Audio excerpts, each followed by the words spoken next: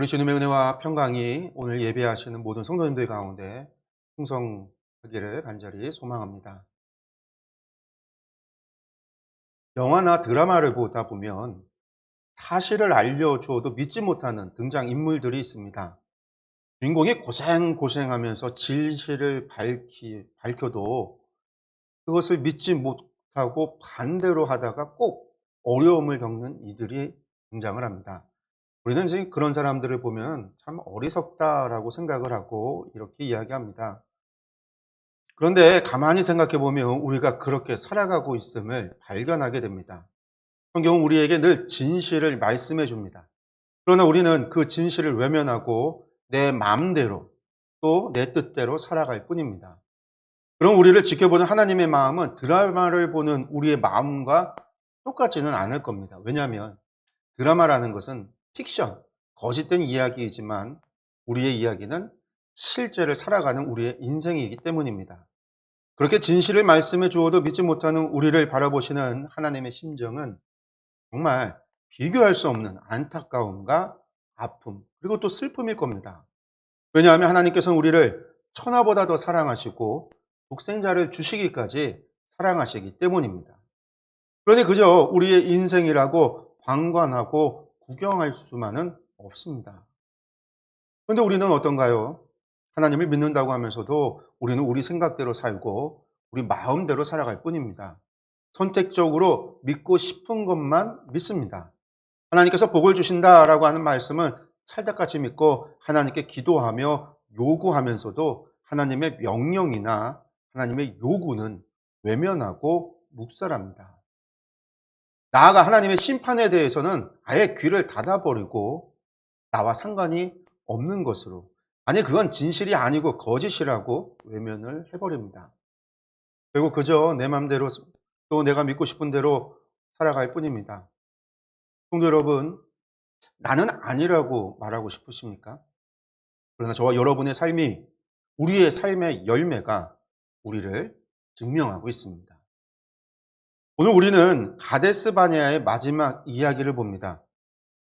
마지막까지 잘못된 선택을 하는 이스라엘입니다. 근데 그 결과가 그들은 40년의 비참한 인생을 살게 됩니다. 끝이 정해져 있는, 희망도 없고 소망도 없는, 그저 광야에서 살다가 광야에서 죽는, 하나님께서 말씀하셨던 약속의 땅도 아니고 그들이 돌아가자라고 외쳤던 그 애굽도 아닌 광야, 죽음의 땅에서 죽어가는 인생이 되고 마는 겁니다. 그런데 여러분, 오늘의 말씀이 저와 여러분들에게 반면 교사가 되기를 간절히 축원합니다. 하나님의 말씀을 어떻게 받아들이고 어떻게 믿어야 할지, 하나님을 어떻게 섬겨야 하는지 지혜를 얻는 복된 시간이 되기를 바랍니다. 그리고 그 얻은 지혜로 어리석은 인생을 사는 것이 아니라 지혜로운 인생, 복된 인생, 하나님과 동행하는 인생, 나아가 하나님의 기쁨이 되는 인생이 되기를 간절히 축원합니다. 우리가 말씀을 다시 보기 전에 다시 한번 이 가데스 바네아에 있는 이스라엘 백성에 대해서 생각을 해 보겠습니다. 여러분들, 이들은 어떤 사람인가요? 이들은 출애굽을 경험한 사람들입니다. 애굽에서 10가지 재앙을 경험했습니다. 하나님께서 당시 세상에서 가장 강대한, 가장 강한 애굽을 심판하셨습니다. 그 군대를 홍해에 수장하셨습니다. 자신들을 그렇게 경험한 걸 그들은 모두 경험을 했습니다. 매일같이 하늘에서 내리는 만나를 먹고 있습니다. 반석에서 물이 솟아나와 200만 명이 넘는 인구가 충분히 마실 수 있는 이 놀라운 기적을 경험한 이들입니다. 르비딘 골짜기에서는 아말렉인들로부터 승리했습니다. 여러분들, 그 전쟁의 승리의 이유가 훌륭한 장군이 있고 좋은 무기, 이런 것들로 그들이 무장을 했고 이들이 아주 잘 훈련된 군인이었기 때문에 승리했던 것이 아니었습니다. 단순히 그저 모세의 손이 올라갈 때 하나님께서 이스라엘을 승리케 하셨습니다. 전적인 하나님의 능력으로 된 일이고 이를 통해 여호와는 전쟁의 신임을 알게 하셨습니다. 여러분들, 이러한 것들을 경험한 사람들이 지금 가데스 바네아에 머물고 있는 이스라엘 백성들입니다. 근데 이 이스라엘 백성들은 어떠했습니까? 그 놀라운 일들을 경험하면서도 하나님을 신뢰하지 못합니다. 그런 그들이 하나님께서 말씀하시면 즉시로 회개하고 하나님의 말씀을 믿었을까요? 순종했을까요? 우리는 성경을 보면서 그러할 것이라고 생각을 하고 그냥 지나쳐 버립니다. 그런데 그러나 그렇지 않습니다. 하나님의 영광이 나타나고 하나님의 음성이 들려오니까 이스라엘 백성이 당장 회개하고 돌이켜서 순종을 했을 것이라고 우리가 생각을 하고 그냥 지나쳐 버리지만 여러분들 실제로 그런 일이 일어나지 않았습니다. 일반적으로 36절과 38절을 앞의 이야기인 26절에서 35절과 함께 읽습니다. 이어지는 이야기로 보는 것이죠. 그런데 저는 오늘 36절과 35절을 앞에 이야기하고 잘라서 뒤 이야기하고 같이 보고 있습니다. 오늘 본문 직전에 무슨 일이 있었습니까? 21절에서 35절의 말씀. 하나님께서 모세의 기도에 응답하셨고 백성들의 원망하는 소리를 들으시고 그들에게 벌을 내리시는 말씀입니다. 하나님께서 이스라엘에게 내일 돌이켜서 홍해길을 따라 광야로 들어가라 이렇게 명령하셨습니다. 그리고 그 광야에서 죽을 것이라고 말씀합니다. 즉 이스라엘 백성은 광야에서 40년을 살게 될 것이고 1차 계수했던 이들 그들은 여호수아와 갈렙을 제외하고는 모두가 광야에서 죽게 된다라는 말씀이었습니다. 그리고 그들이 저 가나안의 노예가 될 것이라고 했던 자신들의 자녀들은 40년간 부모의 죄를 짊어지고 광야에서 살다가 약속의 땅에 들어가게 될 것이라고 말씀하셨습니다. 근데 여러분 이 말씀을 들은 이스라엘 백성들이 순순히 돌이켜 집에 가서 내일 광야로 가라 하니까 짐을 싸야지 이러면서 짐을 싸고 있었을까요? 아니면 회개하며 울며 용서해달라고 소리쳤을까요? 근데 이스라엘 백성들이 어떤 사람들입니까? 매일같이 기적 경험하는 사람들입니다. 만나를 먹고 구름기둥과 불기둥을 봅니다. 그들은 애굽에서 기적을 보았고 광야에서도 숱한 기적을 보았습니다. 그럼에도 그들은 하나님의 신뢰하지 않았고 불신했습니다. 하나님의 말씀을 믿지 못했고 하나님의 약속을 믿지 않았습니다. 성도 여러분, 누군가의 말을 믿지 못하는 이유가 무엇입니까? 단순합니다. 신뢰하지 않기 때문입니다. 그러면 왜 신뢰하지 않을까요? 우리가 거짓말쟁이요, 허푼쟁이요, 헛된 말만 하는 사람, 혹은 그것에 대해서 능력이 없다, 전문가가 아니다라고 생각할 때 그 사람에 대해서 우리가 신뢰하지 못합니다. 이스라엘 백성들이 하나님의 말씀을 믿지 못하는 이유는요, 하나님을 신뢰하지 못하기 때문이고요. 하나님을 신뢰하지 못하는 이유는 지금 그들은 하나님께서는 그 땅을 주실 능력이 없다라고 생각하기 때문에 하나님께서 자신들을 속여서 그 땅으로 내몰아서 우리로 하여금 그 땅에서 다 죽게 하고 우리의 처자는 그 땅의 노예가 되게 하려고 한다. 하나님은 거짓말을 하고 있다라고 생각하기 때문입니다. 그런데 그런 그들이 하나님을 그렇게 바라보고 그렇게 생각하는 그들이 하나님의 말씀만 듣고 광야로 나갈까요?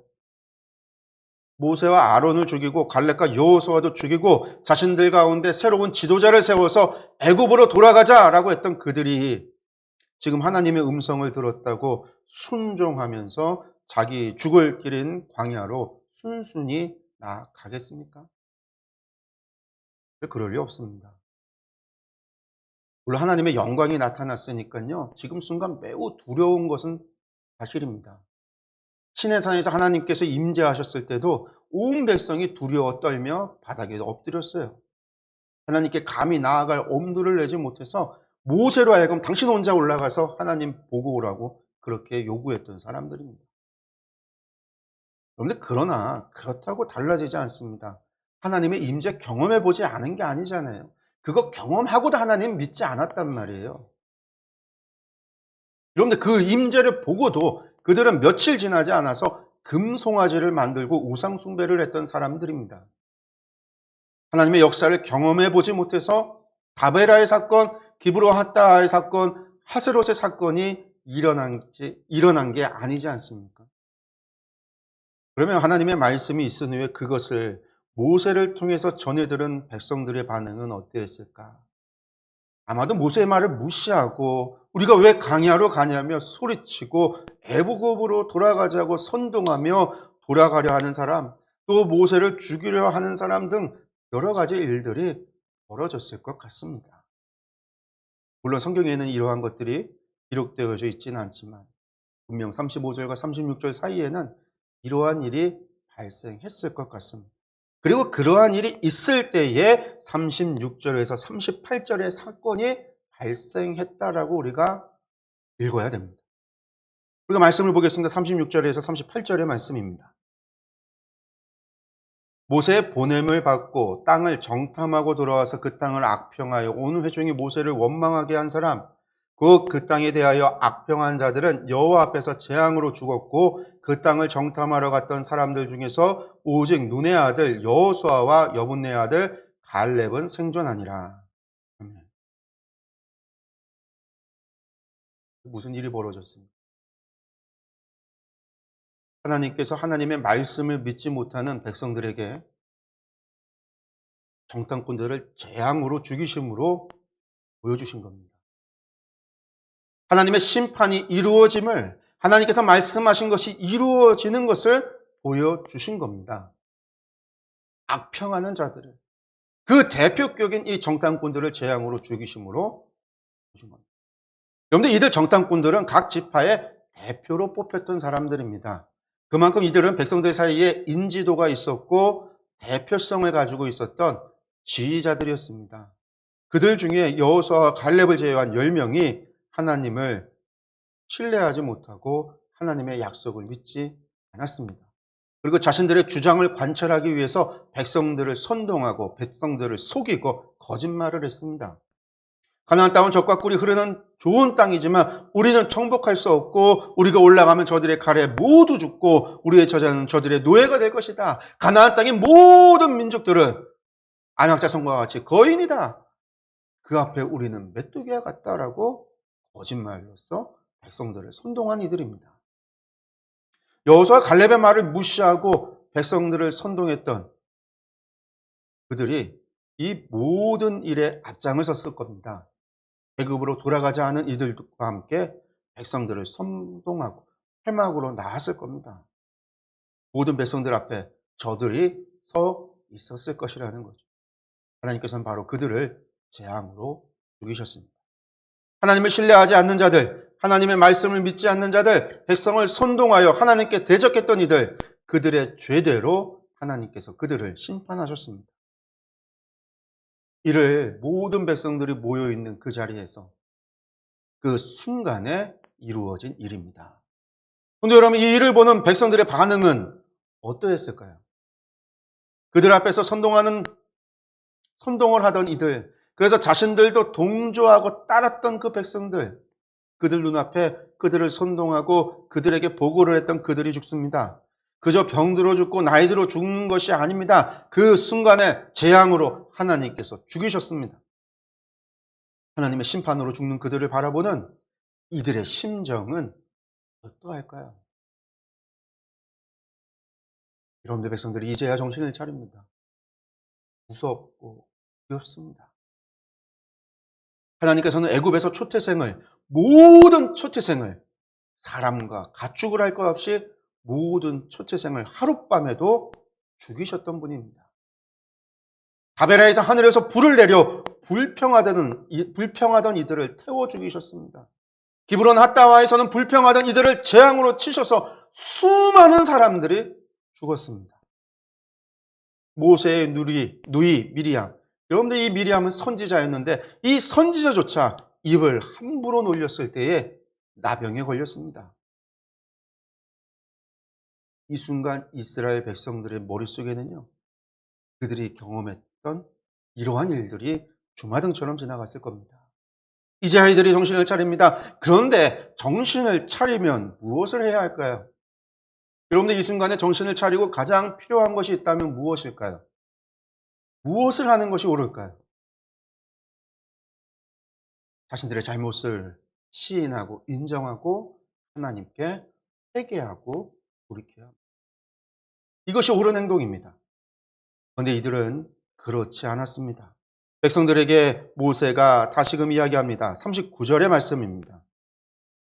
모세가 이 말로 이스라엘 모든 자손에게 알림해 백성이 크게 슬퍼하여. 아멘. 모세가 하나님의 결정을 알리죠. 정탐꾼들이 죽은 이유에 대해서 알려줍니다. 그리고 이 모든 이야기를 들은 백성들이 크게 슬퍼했다, 이렇게 39절에 기록되어져 있습니다. 40절에 보면 이제 아침이 돼요. 그러니까 밤새도록 슬퍼한 거죠. 여러분들, 이 회개, 이게 지금 백성들이 흐르는 눈물, 그들이 슬퍼하는 것, 여러분들 이게 회개의 눈물로 보이십니까? 이게 지금 회개의 눈물로 읽혀지십니까? 아닙니다. 회개의 눈물이 아닙니다. 후회의 눈물일 수는 있어도 회개의 눈물은 아닙니다. 후회와 회개는 전혀 다른 겁니다. 백성들의 슬픔은 자신들이 처한 상황에 대한 슬픔입니다. 회개의 눈물이 아닌 벌 받는 것에 대한 슬픔입니다. 후회와 회개는 다릅니다. 우리는 후회를 회개로 착각하는 경우가 많습니다. 후회는 그저 이전의 잘못을 깨닫는 것에 지나지 않습니다. 그래서 내가 왜 그랬을까? 이것이 후회입니다. 그래서 후회한들 무슨 소용이 있느냐라는 말을 우리가 사용하고 나는 겁니다. 그러나 회개는 다릅니다. 이전의 잘못을 깨닫는 것은 동일하지만, 그러나 회개는 깨달았으면 그것을 바꾸는 것, 잘못을 인정하고 바꾸는 것, 삶의 방향을 돌이키는 것, 여러분들 이것이 회개입니다. 그래서 회개는 반드시 후속 조치가, 후속 행동이, 후속 액션이 필요한 겁니다. 이스라엘 백성들의 후회는 무엇이었을까요? 하나님의 말씀을 안 믿고 10명의 정탐꾼들의 말을 따른 것이 잘못이라고 하는 사실을 그들의 죽음을 통해서 깨닫고, 왜 우리가 그들의 말을 따랐을까? 이게 그들의 후회입니다. 만약 저들이 회개할 것이라고 한다면 하나님께 죄를 시인하고 하나님의 말씀에 순종할 것을 다짐하고 하나님의 말씀에 순종해야 하는 겁니다. 하나님께 회개함으로 새로운 기회를 얻어야만 합니다. 하나님은 노하기를 더디하시지만 인자가 크시기 때문에 회개하는 자를 용서하시고 기회를 주시는 분이십니다. 그러나 이스라엘은 후회는 했지만 회개를 하지 않습니다. 자신들의 잘못이 무엇인지를 정확히 깨닫지를 못합니다. 어쩌면 저들은 죽어버린 10명의 정탐꾼들이 자신들을 속였다라고 생각할지 모릅니다. 그렇게 책임을 그들에게 전가해버리고 지금의 상황을 애써 무시했는지도 모릅니다. 그렇게 그들은 하루가 지나고 나서 하나님의 말씀에 순종하기보다는 하나님의 말씀에 불순종하기로 결정을 합니다. 40절의 말씀입니다.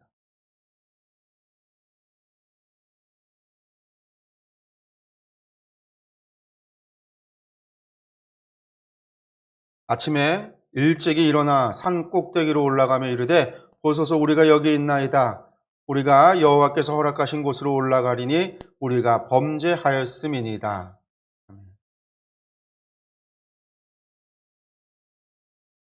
밤새 크게 슬퍼했던 이스라엘 백성들이 해가 뜨자 다시 장막으로 나오는 겁니다. 여러분들, 오늘 이스라엘 백성들이 해야 하는 일이 무엇입니까?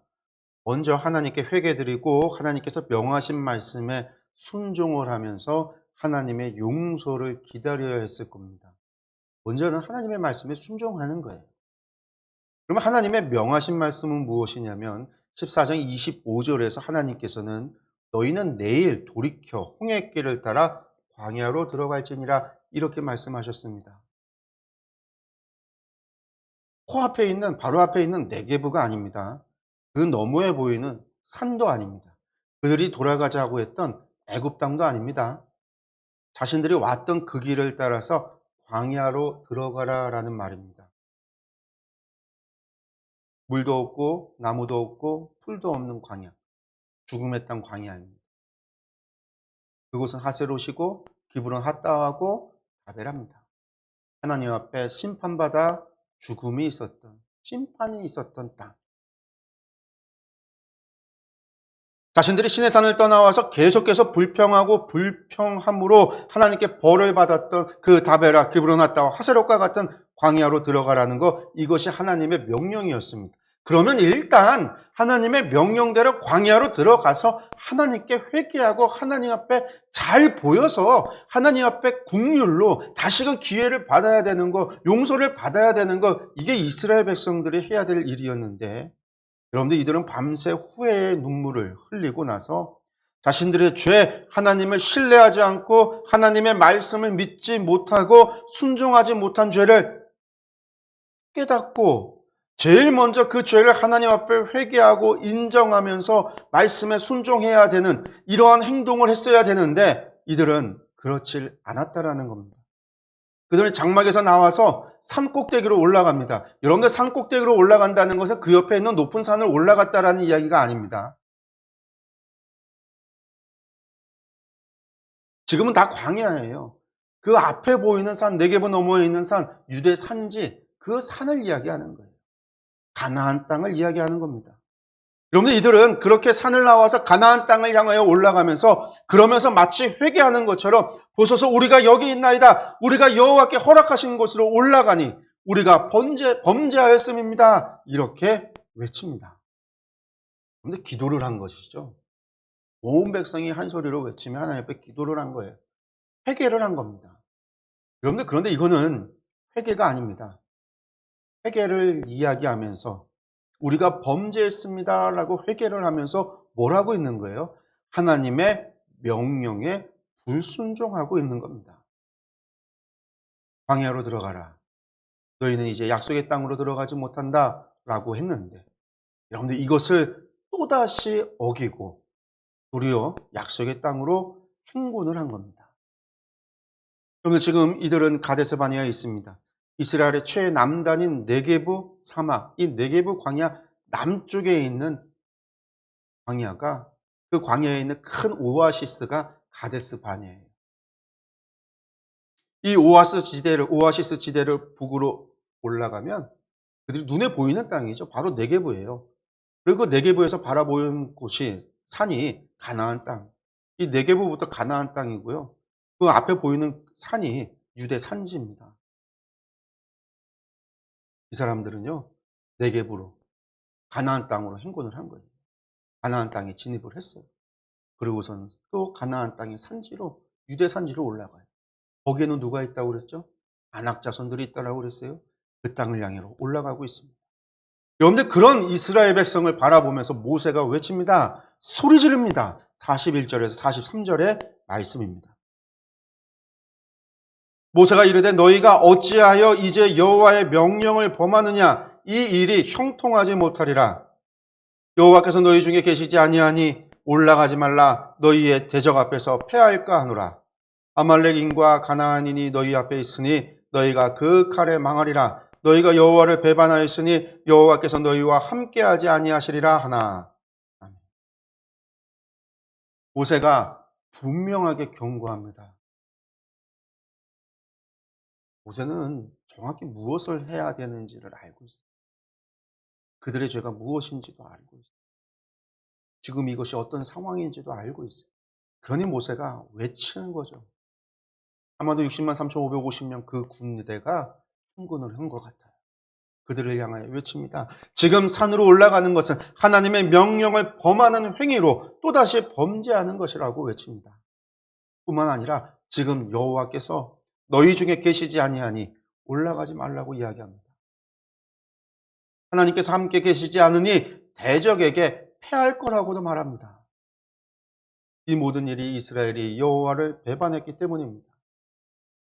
여러분들 이런 이야기를 듣고도 이스라엘 백성은 산으로 올라갑니다. 여러분들 이들이 산으로 올라가고 있는 지금 그들의 심리 상태는 어떤 상태일까요? 그들의 심리는 무엇일까요? 성도 여러분, 지금 이들의 죄가 무엇입니까? 이들이 지금 억울한 상황이 아닌 거죠. 정탐꾼들에게 속아서 피해자가 아니에요. 그들이 가해자고 자신들은 거짓말에 속아 넘어간 피해자가 아니라는 거예요. 여러분들 이들은 분명한 죄가 있습니다. 그건 뭐냐면 하나님을 불신하고 하나님의 말씀에 불순종한 죄가 있다라는 겁니다. 그런데 이들은 밤새 후회의 눈물을 흘리고는 회개를 이야기합니다. 그러면서 또다시 하나님의 말씀을 불순종합니다. 이들은 자신들의 생각으로 자신들의 잘못을 지금 만회해 보려고 시도하고 있습니다. 어쩌면 이들은 하나님께서 내리신 심판이 너무 크고 가혹하다라고 생각했을 수도 있습니다. 정탐꾼들의 잘못으로 돌리고 자신들은 억울한 피해자라고 생각했을지도 모릅니다. 분명한 것은 이들은 자신들의 죄가 무엇인지 전혀 알지 못하고 있다라는 겁니다. 하나님을 신뢰하지 못하고 하나님의 말씀을 믿지 못하고 순종하지 않은 죄가 있음에도 이것이 죄인 줄을 깨닫지 못하고 있다라는 것이죠. 그렇게 회개를 외치면서 정반대의 행동, 불순종의 행동, 불신의 자세를 또다시 갖는 겁니다. 그러면서 이제라도 자신들이 산으로 올라가면 될 것이라고, 자신들의 힘으로 그 땅을 정복하며 하나님의 뜻을 돌이킬 수 있다라고 생각을 하고 있는 겁니다. 여러분들, 이러한 인간적인 생각과 방법은 자신들의 잘못을 만회해 보려고 하는 이러한 시도는요, 오히려 하나님의 뜻을 역행하는 행위입니다. 하나님의 말씀에 불순종하는 죄를 더하고 있는 죄악입니다.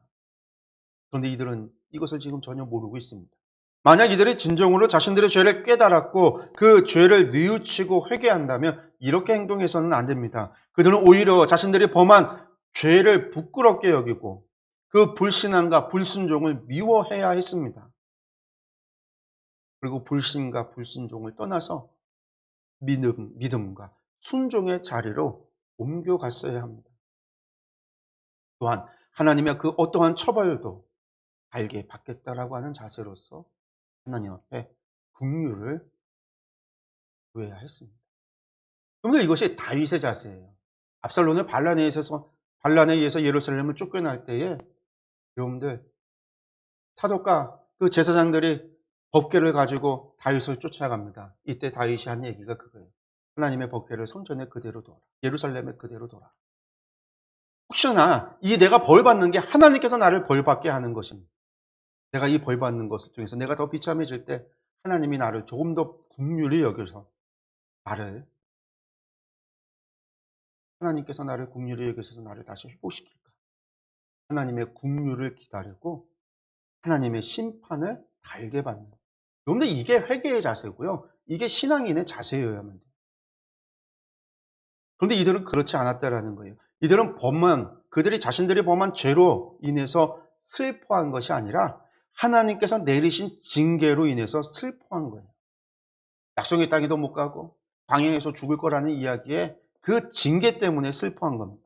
죄악에서 벗어나기를 바라기보다는요, 이 징계에서 벗어나기를 바랬기 때문에 자신들의 힘으로 가나안 땅을 오르겠다라는 거예요. 불신앙과 불순종을 미워해야 되는데 자신들이 처한 상황이 미운 거예요. 그렇기 때문에 지금 다시 이 상황을 모면하고자 다시 죄를 짓고 있다는 거예요. 그렇습니다. 이처럼 자신의 죄를 뉘우치기보다는 그 죄로 인한 그 처벌만을 미워하고 두려워하는 자들은요, 그 죄를 회개하고 하나님의 뜻에 순종하려고 하지 않습니다. 그저 자신의 잘못을 만회하기에 급급합니다. 여러분들, 그러나 하나님 앞에서는 이러한 어리석은 헛된 노력은 통할 수 없습니다. 왜냐하면 하나님께서는 외모를 보시는 분이 아니라 사람의 중심을 보시는 분이고 행위를 보는 분이 아니라 우리의 마음을 보시는 분이기 때문입니다. 여러분들 기억하십시오. 우리 마음 중심에 진정으로 회개하는 마음이 없다면 우리가 어떤 가식적인 행동을 할지라도 하나님께서는 우리의 죄를 사하여 주지 않으십니다. 하나님께서는 결코 우리의 가식에 속지 않으십니다. 그러므로 죄인에게 필요한 것은 자신의 잘못을 만회해 보려고 하는 변명이나 가식적인 행동이 아닙니다. 이것은 오히려 하나님을 더욱 진노케 하여 징계만을 더하게 할 뿐입니다. 죄인에게 필요한 것은 오직 자기 죄에 대한 철저한 회개와 하나님께서 어떠한 처벌을 내리시든 달게 받겠다라고 하는 순종의 자세입니다. 여러분들, 이러한 자세가 있을 때에 하나님께서 그를 긍휼히 여기시고 그의 죄를 용서해 주십니다. 그러므로 성도 여러분, 우리는 죄를 범했을 때 변명하거나 행동으로 우리의 잘못을 만회하려고 해서는 안 됩니다. 그런데 이것은 마치 곪은 상처를 짜지 않고 가리려고 하는 것과 같은 어리석은 행위입니다. 순간적인 고통을 피해보려고 하는 이스라엘 백성들의 이 얄팍한 행위가 결국은 더욱 큰 고통과 죽음을 안겨준 것처럼, 보다 근본적인 문제인 죄의 문제를 해결하지 않고 오직 죄인의 굴레만을 벗어나려고 하는 가식적인 행위는 결코 우리에게 아무 도움이 되지 않을 뿐만 아니라 우리에게 더 큰 고통과 영원한 죽음만을 안겨줄 뿐이라는 사실을 기억하시기 바랍니다. 여러분들, 하나님께서 함께 하시지 않으니까 이스라엘 백성들은 모세의 말대로 패하여 쫓겨나야만 했습니다. 44절과 45절의 말씀입니다. 그들이 그래도 산꼭대기로 올라갔고 여호와의 언약궤와 모세는 진영을 떠나지 아니하였더라. 아말렉인과 상간지대에 거주하는 가나안인이 내려와 그들을 무찌르고 호르마까지 이르렀더라. 이스라엘 백성들은 하나님께서 너희와 함께하지 않으실 것이다 라고 하는 모세의 만류에도 불구하고요, 가나안으로 올라갑니다. 그런 말씀해 보니까 여호와의 언약궤와 모세는 진영을 떠나지 않았다라고 기록하고 있어요. 어쩌면 이제 모세뿐만이 아니라 제사장들도 레위인들도 떠나지 않았겠죠. 60만 3,550명 그 군대가 앞을 쓰고 백성들이 올라간 겁니다. 그러나 그들은 올라가서 크게 패하여 호르마까지 도망을 치고 맙니다. 그런데 가데스바네에서 호르마까지 거리가 상당해요. 하루 만에 갈 수 있는 거리가 아니에요. 그리고 유다 산지까지 올라갔습니다. 며칠에 걸친 군사 원정이었어요. 모세의 말을 어기고 며칠에 걸친 군사 원정 끝에 패하여 호르마까지 도망을 치고 만 겁니다. 불순종의 결과입니다. 하나님께서 함께하지 않음에도 산을 올라갔던 그들의 죄의 결과입니다.